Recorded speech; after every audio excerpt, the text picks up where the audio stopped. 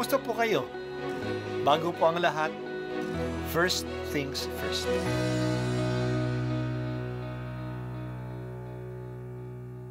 Good morning po.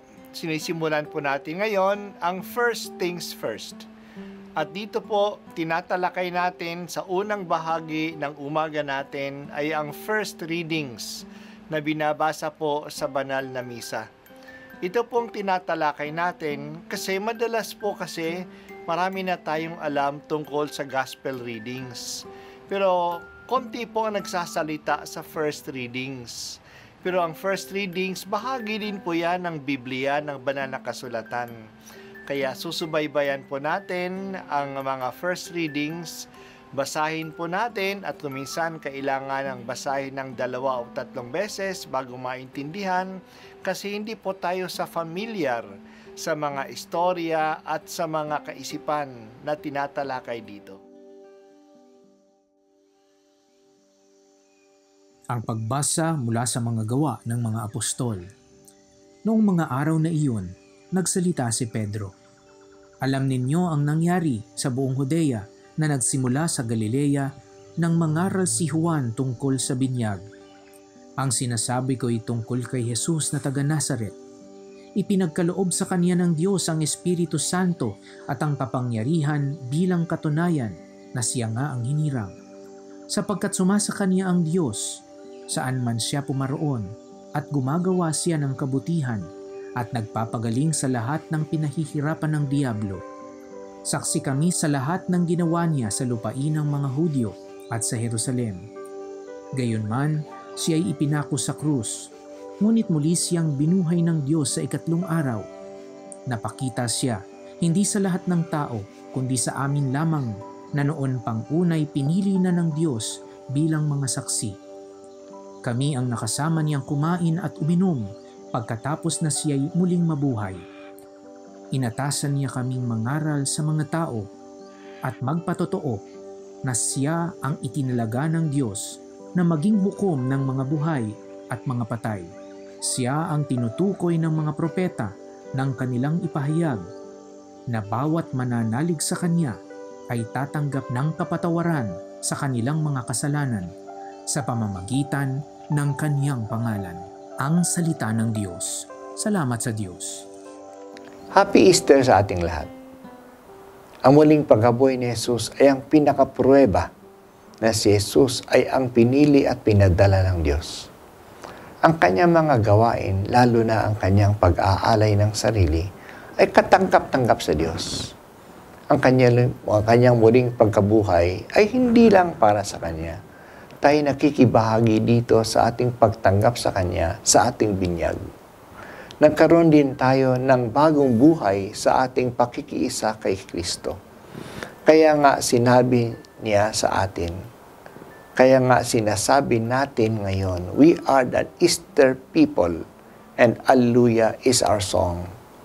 Pinupuri natin ang Diyos sa dakilang gawain ito ng ating kaligtasan. Ang ating pagbasa ngayon ay ang sermon o pahayag ni Pedro kay Cornelio, isang Roman officer, at sa kanyang sambahayan. Pinakaon si Pedro ni Cornelio kasi habang siya ay nagdarasal sa Cesarea, pinasabi sa kanya na kaunin si Pedro noon na nasa Joppa kasi may magandang balita siyang sasabihin. Kahit na si Cornelio isang paganong Romano, siya isang taong relihiyoso na naghahanap sa Diyos.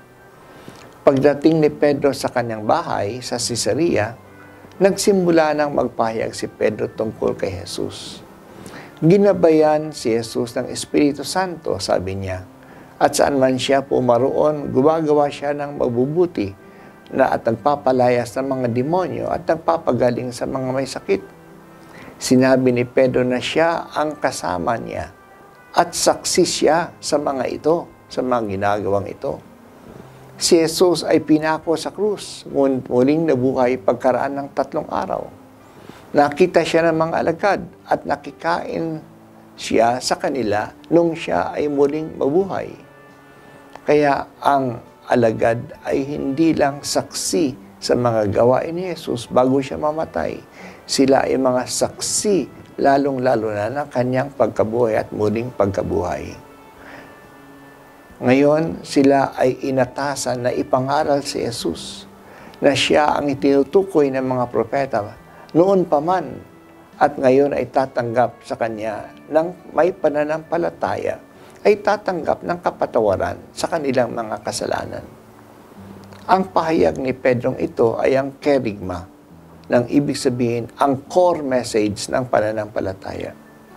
Mahalaga sa core message na ito ay ang muling pagkabuhay ni Jesus. Tumatayong saksi ang mga apostol sa muling pagkabuhay ni Jesus. Ang buod ng pananampalatayang Kristiyano ay si Jesus ay namatay. Si Jesus ay muling nabuhay at si Jesus ay babalik uli. Ang mga apostol ang tumatayong mga saksi at mga tagapagpahayag ng katotohanan ito.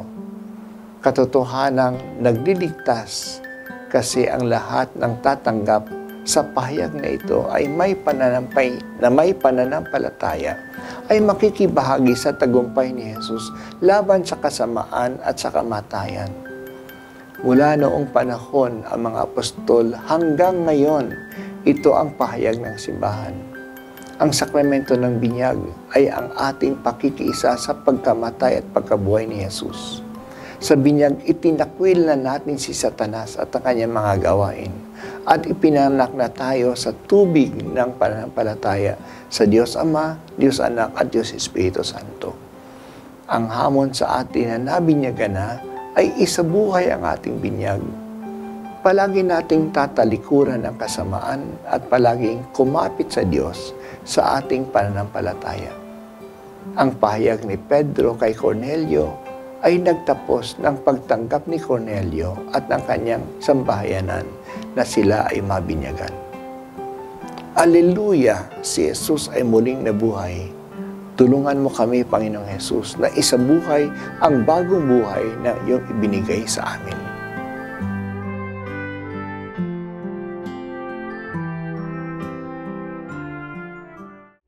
At ako po ay si Bishop Broderick Pabilio dito sa First Things First.